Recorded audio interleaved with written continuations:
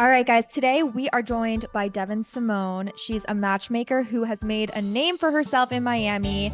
She'll also be starring on the new reality series on Roku, Match Me in Miami. It's being described as Selling Sunset meets Millionaire Matchmaker. If any of you guys are fans of those shows, I was a huge fan of both. Devyn has been on plenty of talk shows, including The Today Show, Good Morning America, and The Doctors. Devyn, thanks for joining us. Thank you guys for having me. I'm excited to be here. So our listeners know that we're in Palm Beach all the time. I might have to come down to Miami to get some of your expert advice. I think you have to go on the show. Yeah, season 2. I think exactly Kim. I think right. She might be there. Maybe Yes. we're gonna get into me a little bit later because I'm gonna ask you questions. But let's start with your age, relationship status, and where you're currently living. Ooh, age. I tend to forget that. I am. How old am I? I'm 35. I am engaged. I get married in like 2.5 weeks. So soon. Nice. So soon. June bride. June bride. Thank you. Yes, a June bride. And I am currently back in New York because I was splitting my time between Miami and New York. Very nice. Kind of on the same schedule as us. Yeah. Then. Yes. So you are obviously pretty done with the wedding planning. What else still needs to be done in the next 2 weeks? Oh my God, Kim, you're never done. This is what I'm learning. I did not know. Don't be a bridezilla. Come on. No, my wedding planner and my vendor say I'm the most chill bride, and I am. But because it was all in my head, there are things that you can't do, only you can see, right? So only you can kind of like make happen. And then also surprises pop up. So I thought everything would be planned. And then, you get a call or an email that like, oh, this is happening here and you got to move this. And so I'm trying to just decompress and sort of start chilling out now because it gets very stressful right around this time. Were you getting married in New York or in Miami or a destination? So neither. Well, if you can call Kansas City a destination, I don't know if you can, but I don't know. But for people who live in Kansas City, it's a nice spot. It is a nice spot. So that's where I'm from originally. And my fiance's from Sydney, Australia. And so his family and some friends are flying in. So I figure if they're going to come all this way, many of them have been to New York, why not make it a real like Midwestern? Oh, sounds fun. It'd be part black tie affair for one of the days. And then the other day we're doing like a high-end barbecue so they can really experience, Midwestern America. Great. So fun. Where did you meet your fiance? Fun fact. So we actually met on a dating app. Yes, those do work. We met on a dating app some years ago, went on a lovely date. I didn't like his pants. That's a whole story. And so we didn't go out on a second date. Were you guys talking about something similar? Well, she just always says to me, like, you can't say you don't like the way he parts his hair and never see him again. Right. That's true. Grandma Gail is right. And so I actually wanted to hang out as friends, but he thought I was blowing him off. So that fizzled. And then a few years later, we reconnected online by accident. I didn't even remember who he was at the time. And we've been together ever since. And I'm so fortunate. He's amazing. So now how are you going to do this? Are you going to live part-time in Australia and part-time in Miami and New York? Or is he going to move towards us? Is he coming? Well, you'll see that play out on the show because that is a very real question, Grandma Gail, and something that we have to take into consideration. Yeah, definitely.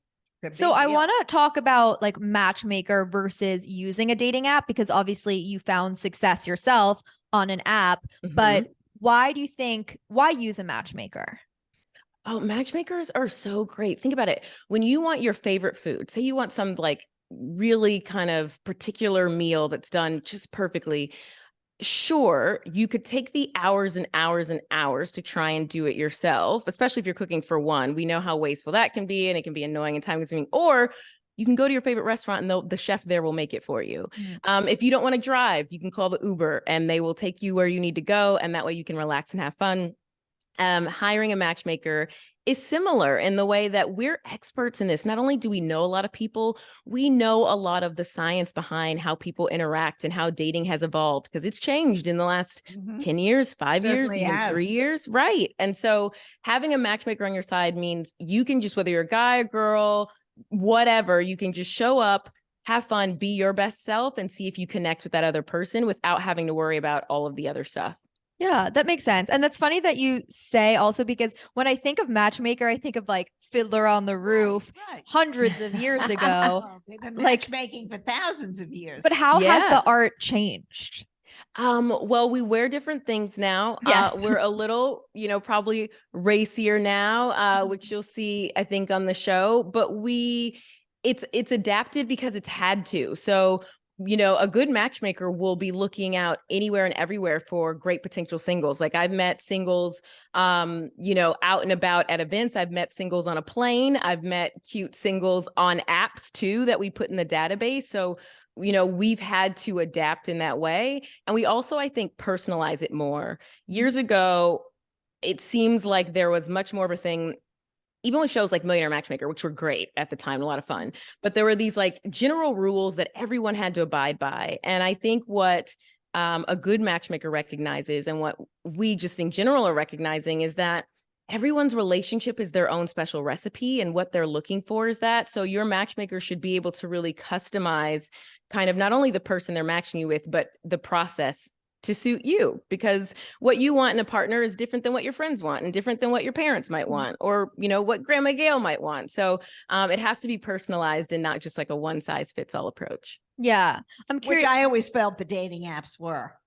In what way? Well, they're just swiping. They really don't know you personally. You're putting in a database. Or it's a checklist. Yeah. They don't know you personally. That's true. But they give you a lot of opportunity though, which is cool about the dating apps, because so many people use them. And I do think some of the dating apps are getting better at sort of like honing in on that. Like even Tinder now has a feature called a relationship feature, where you can say, or relationship goals, where you can say what you're looking for. Like if you just want something short term, if you want long term, if you don't know. So they're trying to adapt a little bit and be more curated. Yeah, Hinge has that as well. And I'm always like, oh, you're looking for something short term. Like who actually puts that on a dating app? But I guess at least they're being honest. Yeah, good for being, and because some people really are. Maybe I have a friend who, she's actually my maid of honor, who is going on a date this week, and she just got out of a relationship. And so I dare to say she's not ready for something more serious yet, but wants, to get out there and try it. And so, sometimes people are looking for, wants to have a date to go out. Yeah, exactly. Yeah. Mm-hmm. Okay. And so you're the head matchmaker of Miami Matchmaking Agency. What made you want to get into matchmaking to start with? Well, how did you start? Yeah. So that's a really good question, guys. So my parents divorced when I was 2, and then they remarried other people closer to their own ages, because they were 15 years apart. And as a kid, I wanted to know what seemingly made these new relationships work, right? Like why did mom and dad not work, but why are mom and stepdad, or dad and stepmom? So I would read relationship books and self-help books. It was such a nerdy thing to do as a kid. And that just evolved. I also was a curious dater. So I would date a lot, all different types of people, because I was curious at how people, it was sort of like research for me in a way. It was very fascinating. And so that just evolved into a dating blog, and then a dating show, actually, with my friend Clinton Kelly. He used to do a show called The Chew and What Not to Wear. He's the wedding officiant for our wedding. He's going to marry us. But Clinton and I came up with a show to help people's dating profiles and help make them over.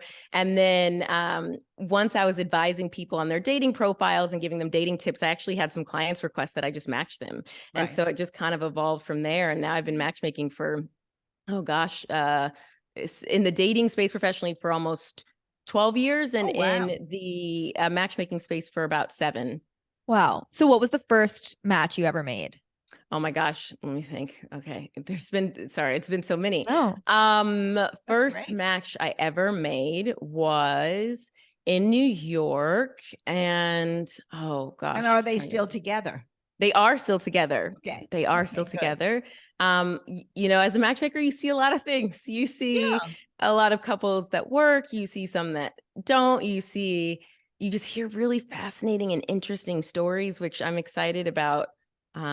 This project and people getting to see a glimmer of that and a glimpse of that. But Well, I was watching the show in the beginning. It does look very, very interesting. Yeah, let's talk a bit about Match Me in Miami. What motivated you to televise the whole experience? I think it's exciting. It's fun to watch. That's for sure. You know, I've been asked for a very long time and contacted often about sort of documenting what matchmaking is like, right? And what that life looks like. And I will say it's a challenge because in general, matchmakers, and so for anyone listening that wants to work with a matchmaker, in general, it is a very private process. So like we, you know, privacy is paramount for the clients that I work with, and we don't share any information that they don't want out there. It's not a public thing. So doing the show is challenging because you need clients that are open to sharing that part of their lives and being vulnerable. And so I'm so grateful that they were. But yeah, it's just, you know, people want to know and people are interested. And, you know, there's some other great matchmaking shows out there too for people that love to watch. And I think this one's fun because it's kind of a fresh, young take on matchmaking. I think sometimes people think, oh, a matchmaker, I have to be, you know, X age before I can look into a matchmaker. And it's like, no. We work with clients in their 20s. We work with clients in their 30s, you know, regardless of your sexual orientation, background, ethnicity. Like I've seen it work for pretty much every demographic in some capacity. And we work with every demographic in some capacity. So yeah, I'm glad that we could share that. I want you to debunk something for Grandma Gail for a second because, and maybe for me too, I feel like a lot of the time we're like, okay, if you're using a matchmaker, you're in your late 40s and you couldn't really find somebody. I know that you think that. Not find someone. You've either had difficult relationships and you're frustrated in finding it for yourself. So now you're giving does it come out of Does it come out of a place of I can't do this myself anymore? Like I need help, or could anybody, like, is it just the fast track? It's I'd say it's more of the latter. Again, it's kind of like the Uber analogy that I gave, or like the dry cleaning. Like just because I send my clothes to dry cleaning doesn't mean I can't do laundry myself, but it might mean I don't have the time. It might mean I don't have the patience. It might mean I respect the fact that they just do it, you know, better. I think it was USA Today a couple of years ago released a study that showed that people who tend to outsource things that they don't particularly enjoy have a better quality of life.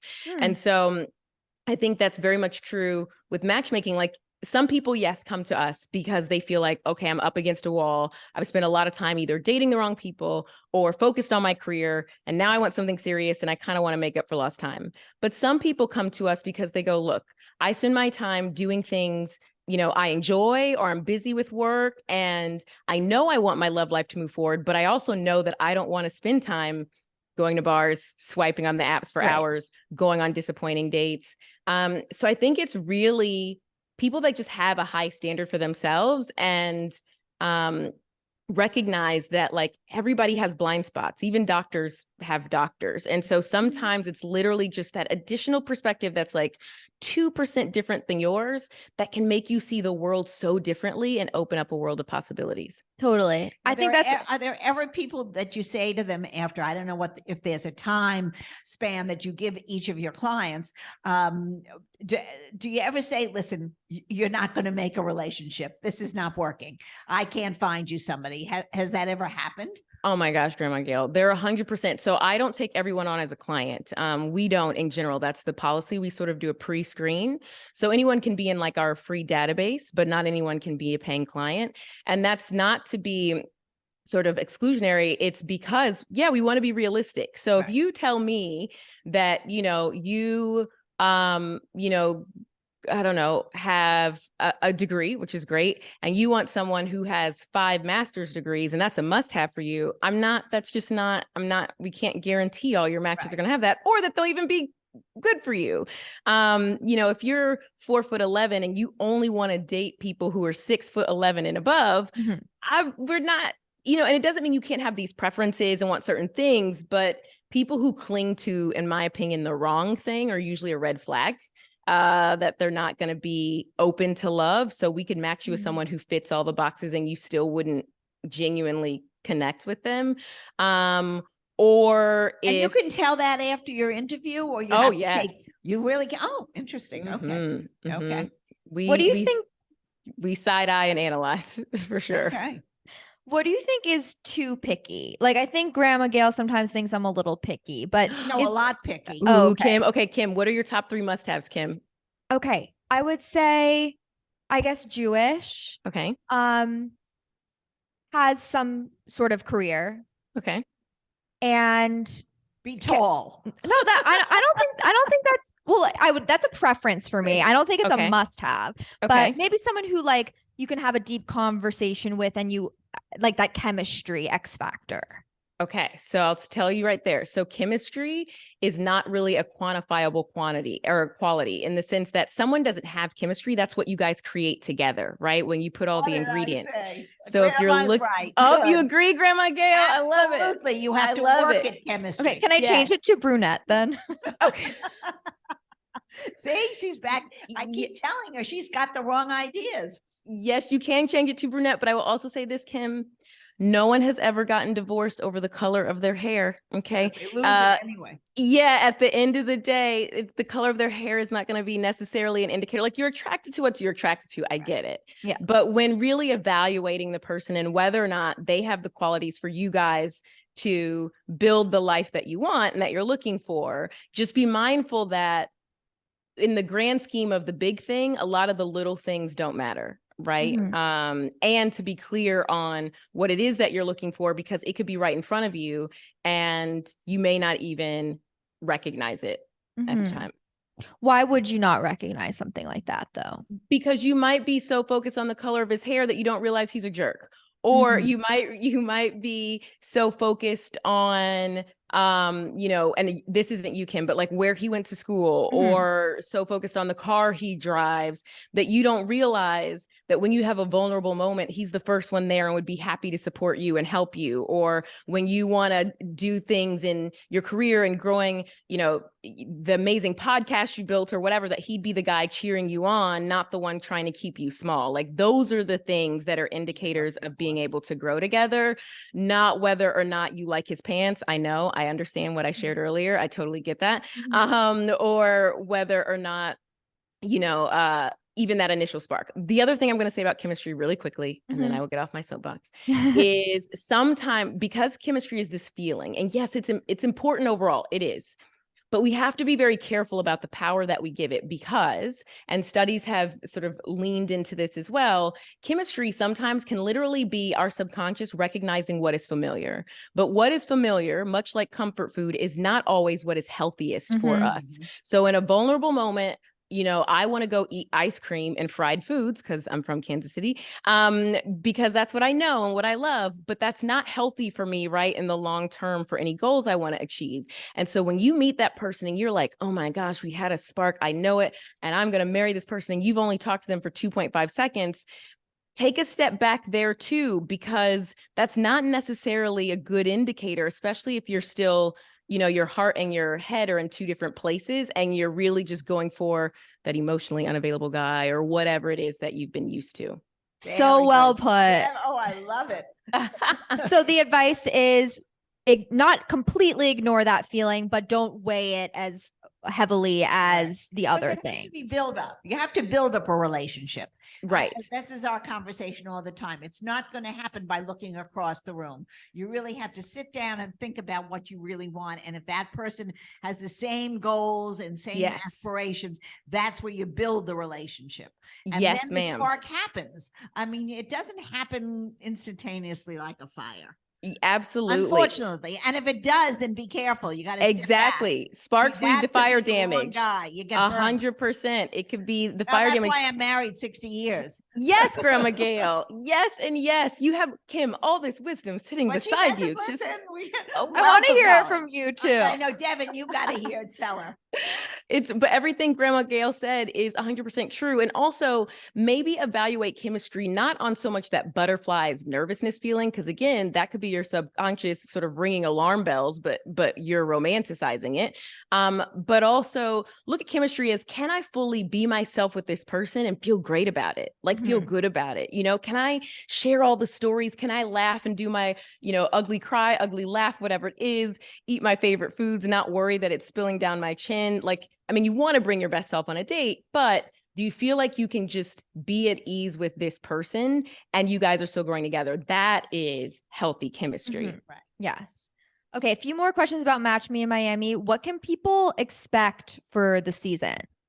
More drama than I typically like in my day-to-day life. Okay. Was there drama in the workplace? Because I just watched little clips and it looked like a lot of dynamics going on even in the workplace. Yes, Grandma Gail, you're very, working with clients can be a little dramatic anyway, because it's so many different personality types, right? And emotions are high because it's a very like emotionally charged thing. But then, with this agency, Laura and I, who is my partner in this, we really wanted a diverse group. And so they each have their own special skill set, but they also each come with very big personalities. And some of them have never worked in a corporate environment before. And, when you think matchmaking, you don't necessarily think corporate, but it is. We have an office, we have policies, we have rules and all of that. And so it was a learning curve for some, in how to really work together as a team. When it comes to your actual approaches as matchmakers, do you ever kind of disagree on certain things, or does it not matter because your clients are different?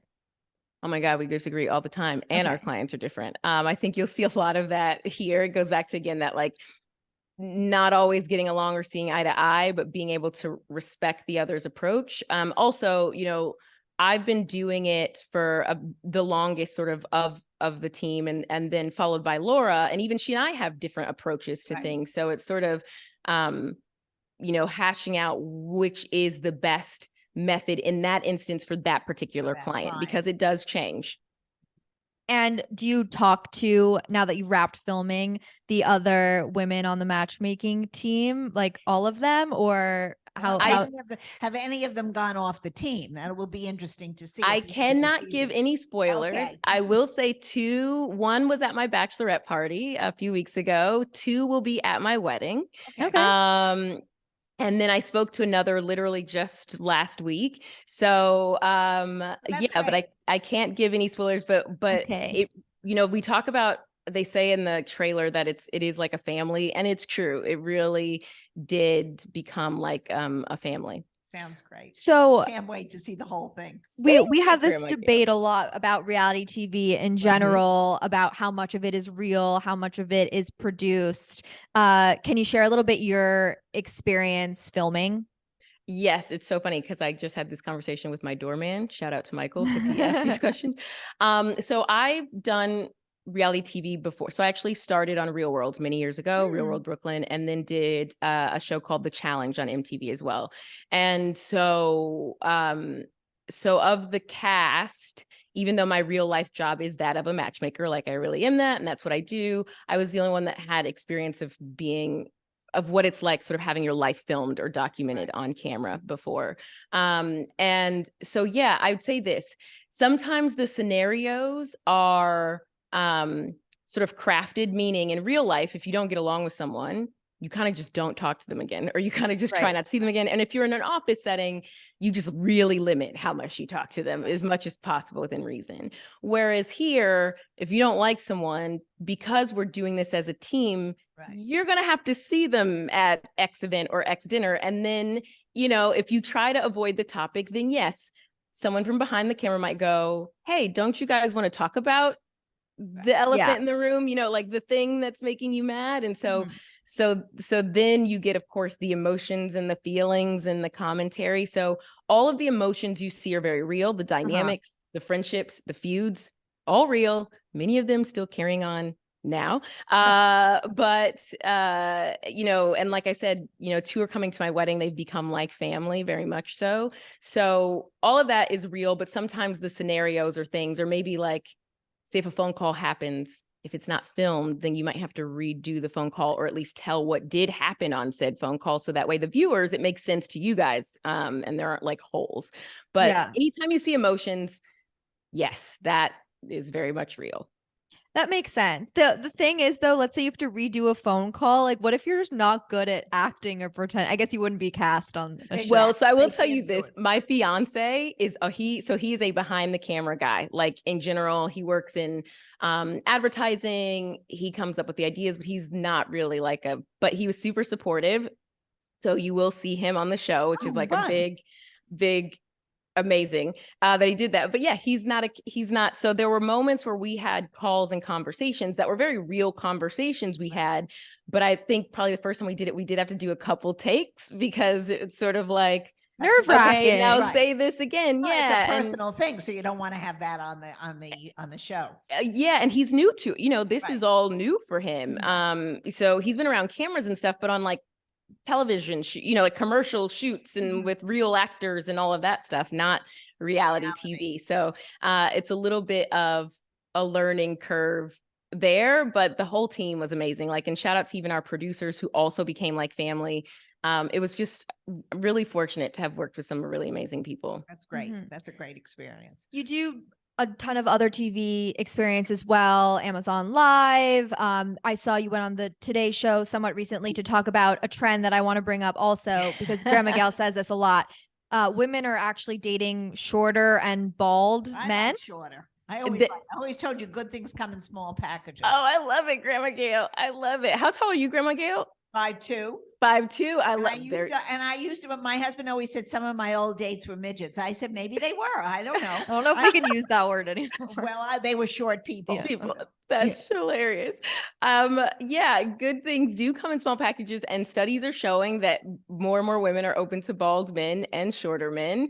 And I think it does come back to, as a society, well, there's a lot of craziness going on in society. I do think that there's a greater emphasis on in certain camps on like emotional intelligence and wanting that in a partner. That's another trend that we're seeing that's like becoming a top must-have, particularly for women and what they want in their partner. Like, him just earning good money is not enough anymore. Like, we want more. And so you realize with that like hair, while lovely, isn't necessarily an indicator that he's emotionally intelligent. Being tall isn't necessarily an indicator that he's, going to be emotionally intelligent. So maybe be open to some of the shorter guys. Also, some of your favorite actors are not that tall. So Yeah. you know. Good points. Mhm. I wanted to ask a dating question, because a lot of the time people are kind of asking us, what are some other good date ideas other than drinks or dinner? I think we're both fans of like an activity date. Yes, What love are 'em. what are some ideas you can give our audience? Yeah, I love a good activity date. So a couple, like ones to keep in mind, especially since the weather's nice. Although in Miami, the weather's pretty much always nice.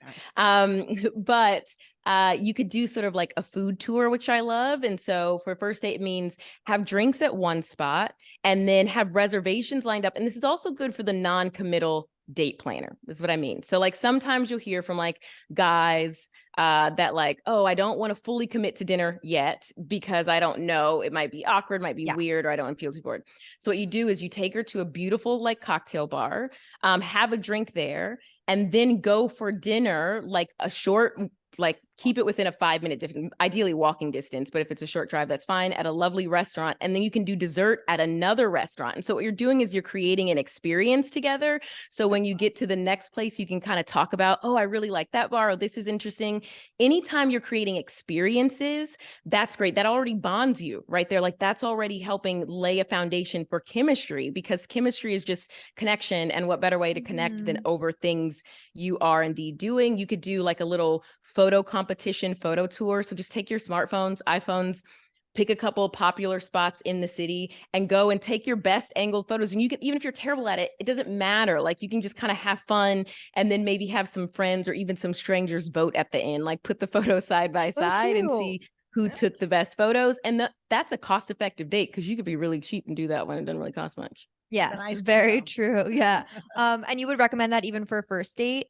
For first date, I think that's great. Like, I don't think you should be shy on the first date. And what I mean by that is go all in. If you made the time to go meet this person, go meet them. Don't schedule something closely after. Now, you can have a fake excuse in your back pocket in case the date goes bad. And then you can be like, oh, I gotta go meet my sister. If you don't have a sister, whatever, my sister's dog. But leave space for it to just surprise you. My first date with my fiance, back when he was wearing those pants, which he still wears now, they're joggers, it's fine. But we met for drinks, but we ended up having dinner, and that date was a few hours long and lovely. And then when we had our second first date, it was like 10 hours long. And we just talked the whole time. Like, the restaurant had long since closed because it was also during the pandemic. And so we just went back and just talked the whole time, and it was lovely. And so go all in. Like this whole idea of a coffee date, nothing makes me more mad than a coffee date. Don't do that.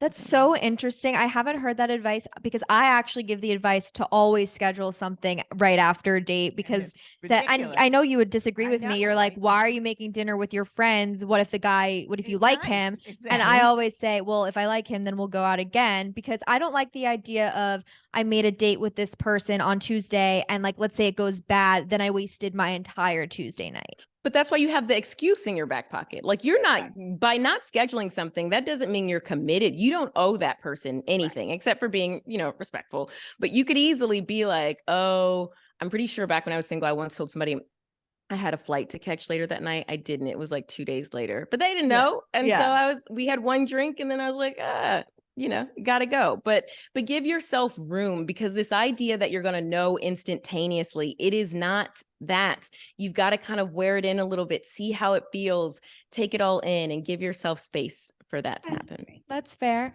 Okay, I want to end the episode with a game we play with all of our guests. It's called Grandma Gail's Old-Fashioned Dating Quiz. Gonna be. Actually, I don't know.